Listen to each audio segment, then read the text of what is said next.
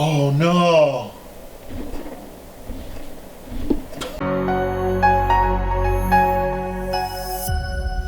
So time for another quick tip. I think all of us have experienced a cushion that has ripped at the seam. And we're only talking about seams here. We're not talking about the interior of a cushion. If anybody out there knows how to repair fabric that's been torn on an interior piece, let me know, because that's effectively where you couldn't tell.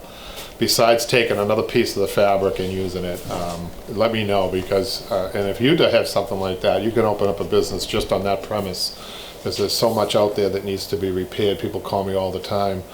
We're always doing repairs, like from the outside back. You've seen in other videos, from the outside back of a piece. As long as you had extra fabric of the piece, you can do some of those repairs. But to actually take fibers and repair them from a tear on the interior of a cushion, let's say, it's tough. But when you have a seam that's open, and that happens a lot, the hand stitching, which we showed you in a previous video, is really good. But now I'm going to show you how to repair a cushion with a hand stitch. And so let's get going. So it's very important to know that before you do any stitching, you have to get the seam tight again. Okay, so this seam is loose. So in a case of a throw pillow, or if it's a cushion, you can try to do this. Upholstery pins are great, but if you want to use a nail or a 14-ounce tack, you can do that too. We used to have seam stretchers in the old days. I don't have one of those. I don't know what happened to mine, but the upholstery pins work fine for me. So what we're going to do is I'm going to take the upholstery pin and I'm going to try to go in between the welting. I don't want to do any damage. Now watch the angle I put on the pin like this, because I have to pull it like this over here. Now look at the tension I'm getting on this. Very important. Half of the battle is to get it tight. Okay, half of the battle is to get it tight. Okay, now look, that's pretty tight. So I'm going to fish out these stitches that have remained in there, kind of tuck them in like that. There's no damage to this except that the stitches let loose.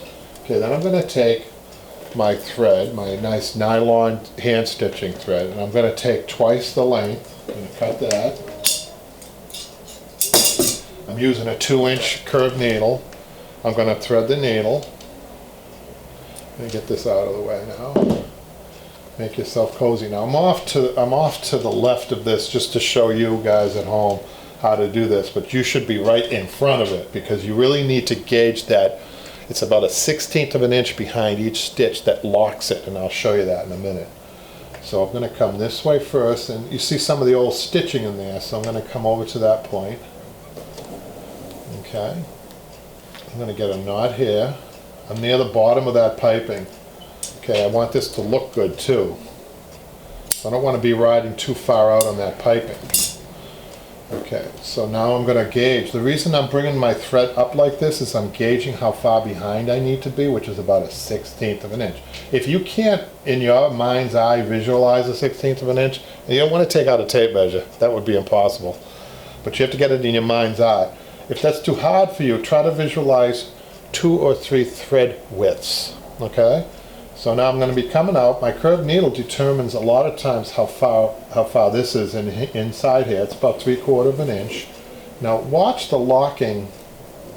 Watch the lockings, how that locks. You see that? Now I'm coming down this way. I'm gauging about 1/16 of an inch behind. Now I just happened to be right at where this was seamed, so that's tough to get a needle through. But see how I held this tube for a little extra? And then I'm going to come up about 1/16 of an inch, and then in this way it's about 3/4 of an inch or 1/2 of an inch.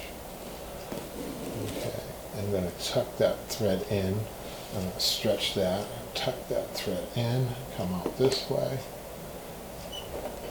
I'm really trying to get my hands out of the way. It's kind of hard to show you. Come up this way. I'm going to do this whole thing. Get into a rhythm here. Sometimes you have to go back and forth to get a good read on it, right? And you have to be stretching this. Every stitch has to be tightened. Every stitch. Watch. See how I'm holding this so it doesn't. I'm not pulling. If I pull this, I might pull the needle out. So you have to be careful. this is a lot of tension we're putting on this thread. That's why you need a nylon thread too. See, I'm really giving that a crank. This way, make sure you're coming this way. You're not cranking it this way, you could rip the fabric, okay? I'll show you that again, that's important. About 1/16 of an inch behind, about 1/2 inch this way. And when you stretch it tight, like see a lot of people go like this. Don't do that, you could rip it. If it's a velvet, it will rip. Come this way and pull it. And that's a hard pull, because you want that stitch to lock. So there's a lot of finesse in the gauging of the stitch, but when you go to pull it, you're pulling it, man. You're pulling it tight.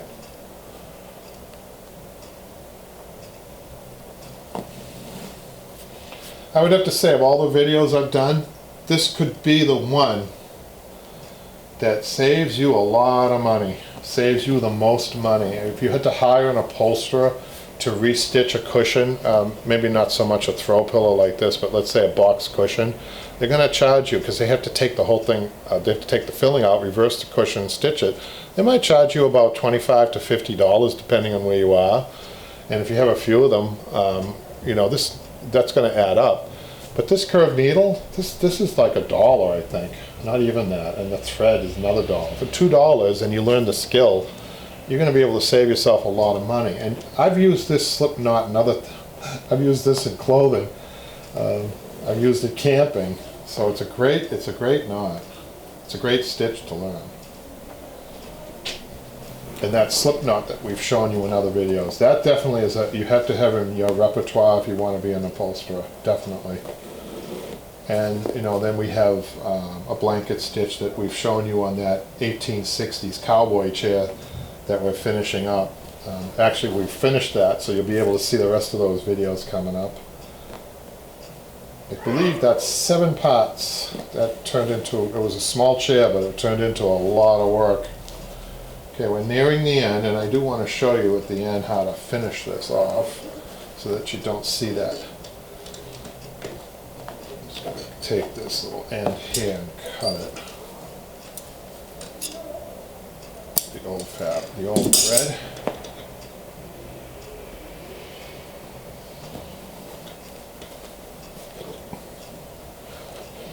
Almost down here. It's going to extend our stitching into the good stitched area, the already stitched area a little bit. Okay, there's 2 ways you can end it. One would be to carry a stitch well into that area that's already stitched, which I'm going to show you because I've shown you the other way.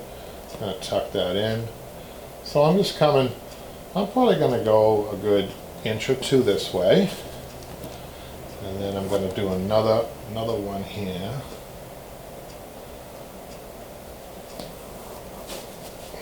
Pull it tight. Oh, I don't like that, so I'm going to take that back out. You can hold on a second. Didn't like that. That was too close. See? It can be picky too.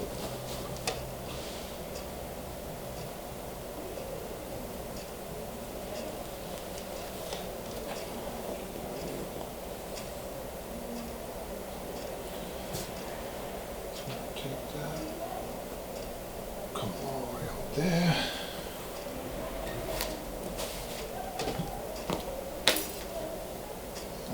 Get another stitch here, just like I've been stitching before, but what I'm going to do is I'm just going to come all the way over here, give it one final pull really tight, and then I'm going to pull the thread out a little bit and then cut it right near the bottom, and then it disappears. See that? Beautiful.